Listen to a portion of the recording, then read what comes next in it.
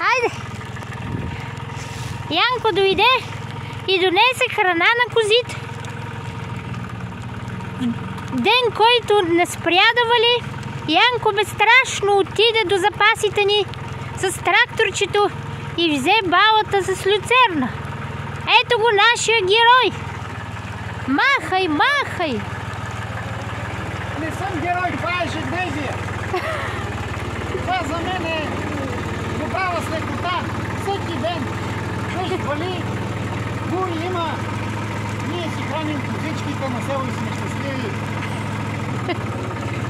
По-добра от трафика в големия град. Геройство може би, да. За някой са били ежедневие. Браво на нашия герой! Ура! Привет! Привет от Кайнарджа! Ние сме уловите, дето толкова София тук. Така живеем доволство.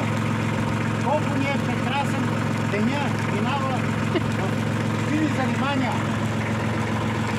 Айде, че козите те чакат с нетърпение! Да! Добре! Айде! Айде, слизай от трактора!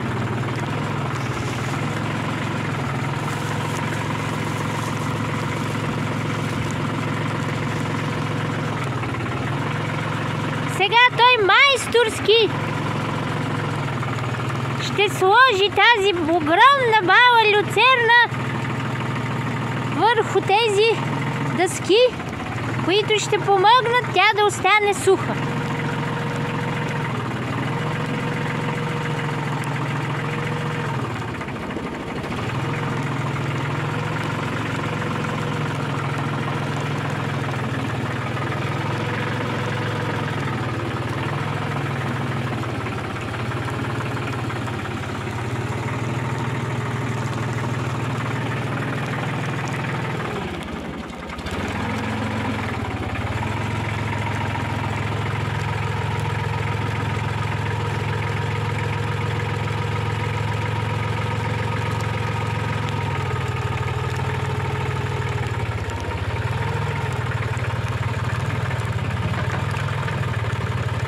Браво!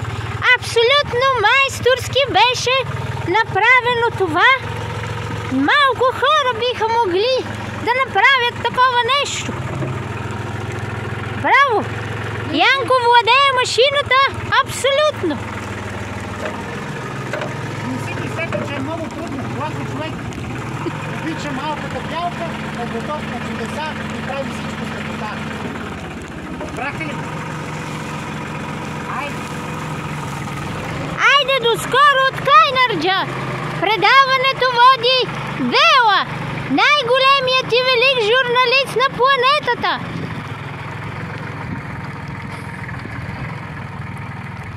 А това е световният майстор на селскостопанска машина Янко. Той е в специален гумен екип, за да не бъде намокрен от дъжда. Екипа протече.